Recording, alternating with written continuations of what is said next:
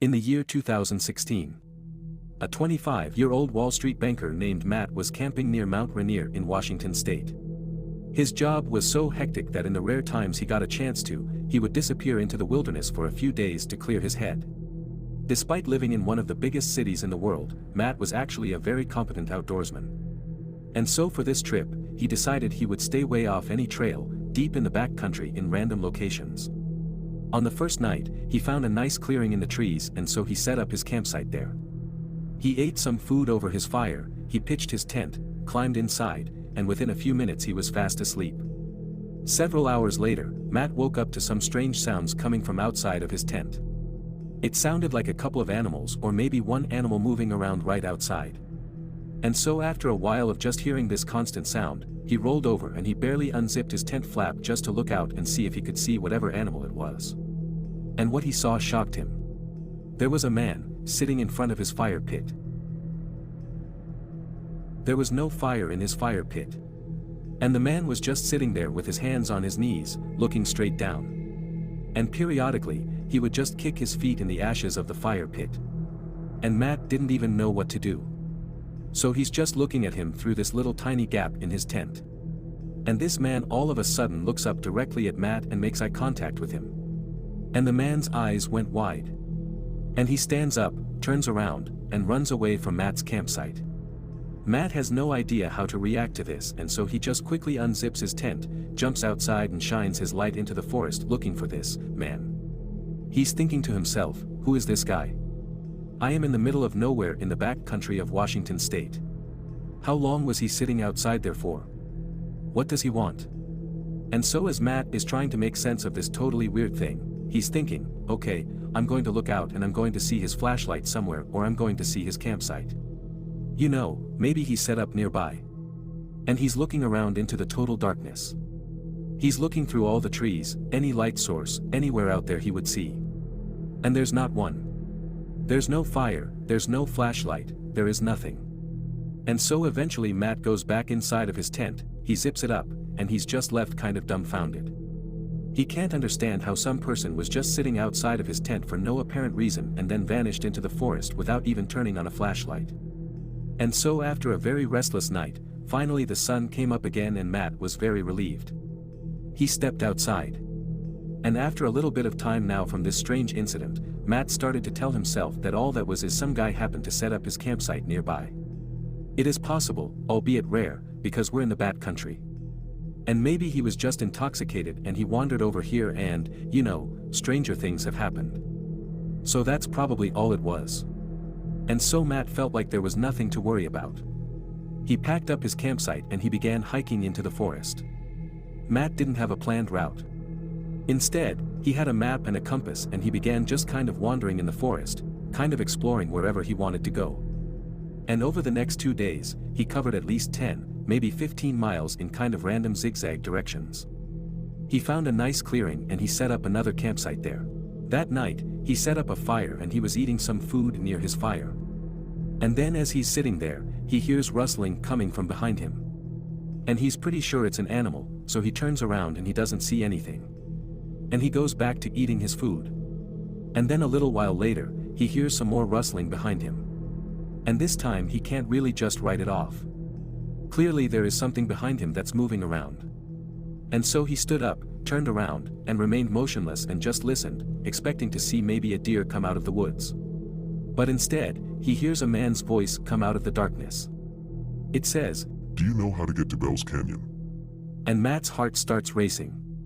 He knows that even though he can't see him, it has to be the same man he saw 2 days ago. Because they are in the middle of nowhere. He hasn't seen any other hikers or campers or anyone. And clearly this man has the ability to sneak up on him. And so he's thinking, what does this guy want? I just spent the past 2 days hiking in random directions for 15 miles and he must have followed me. And so Matt, not knowing what else to do, just says, I don't know where Bell's Canyon is. And then there's silence. And Matt, one part of him is thinking, I hope this guy does not come into the light. I hope he just goes away. The other part of him is thinking, well, you know, maybe this is a different person that is lost and they're looking for this place called Bell's Canyon. And they'll come into the light. It'll be a big relief. I'll send them on their merry way and everything will be fine. The voice from the shadows does not come any closer but instead asks the same question a bit more forcefully this time. Do you know how to get to Bell's Canyon? This time Matt did not respond. Now he was scared. This is not some friendly hiker looking for directions. There's something wrong. And so Matt, knowing he's all alone out here, he knew he had to do something to try to take control of this situation. And so he took a deep breath, he reached down and grabbed his flashlight, and in one swift motion he lifted his light up and shined it in the direction of this man's voice. And what he saw was this man, from 2 days ago, looking out from behind a tree right in Matt's direction. He was hiding from him. And when the light hit him, the man barked at Matt to aim it away. And Matt kind of instinctively lowered his light. But now he was too scared to raise it again. And now, he knows, it's the same man. And so for several minutes, Matt just stood there, absolutely terrified, and this man, he just stayed out there. Matt didn't hear a move, it was just a complete standstill. And then the silence was broken, yet again, by this voice. Except somehow, he had moved even closer to Matt. And when he came through, asking the same question, Do you know how to get to Bell's Canyon? His voice was so close to Matt that Matt got scared and raised his light up. And the man was standing just a few feet away from him. And this time, the man's eyes got wide like they did the first time they saw Matt, and he turned around and he ran into the forest again. Matt, not knowing any better, just began running after him, but he only ran for about 30 seconds before he realized the terrain out here is so rough. He's gonna fall, get hurt, he's gonna get lost, and this man is already long gone. He somehow managed to run immediately so far away. And so, Matt just goes back to his campsite and he's thinking to himself, what do I do? I have no cell phone service, I'm at least 3 days away from my car, and I'm in the middle of nowhere. No one even knows where I am because I didn't chart a course. And so Matt just grabbed his knife and stood in the middle of the campsite, and for hours and hours he just kept looking around, expecting this man to just show up again, or start speaking to him from somewhere out in the darkness. Finally, by about 3 in the morning, Matt was so tired that he had to go to sleep. He hadn't heard the man again, he didn't see him again, and he figured, I need a little bit of sleep because tomorrow he's gonna pack up his campsite and begin this epic journey back to his car. So he climbed in his tent and he had a very restless next couple of hours. Then the sun came up, Matt jumped out of his tent, packed up his stuff, and began practically running in the direction of his car. All day as he was hiking, Matt kept looking over his shoulder expecting to see the man.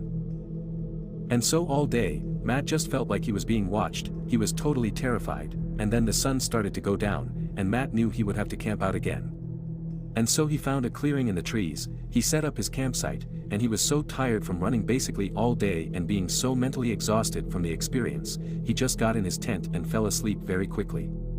But several hours later, he woke up to the sound of somebody walking around his tent. And he knew it had to be that man. He's still in the middle of nowhere. He's not even close to the parking lot yet. And so this man is still following him.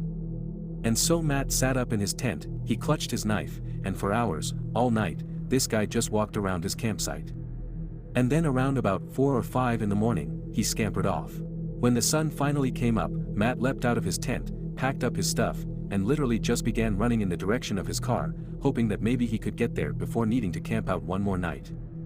And so all day as he moved, he's looking over his shoulder, knowing this man is following him. At this point, it's not even a question. He's somewhere in the forest, but he could never see him. And unfortunately, as the sun was setting, he knew he was not going to be able to make it to his car. He was just too far away. And so at some point, when it got too dark to keep moving, he had to find a clearing and set up his tent again. And so Matt climbed inside of his tent, he zipped it up behind him, he grabbed his knife, and he sat there expecting to hear this man come walking around. But after several hours, he didn't hear him. And Matt started to wonder, maybe this guy has left me alone, finally. Maybe he's not following me anymore. And so Matt, who was totally exhausted, laid down to go to sleep, and then as he's laying there from somewhere out in the woods.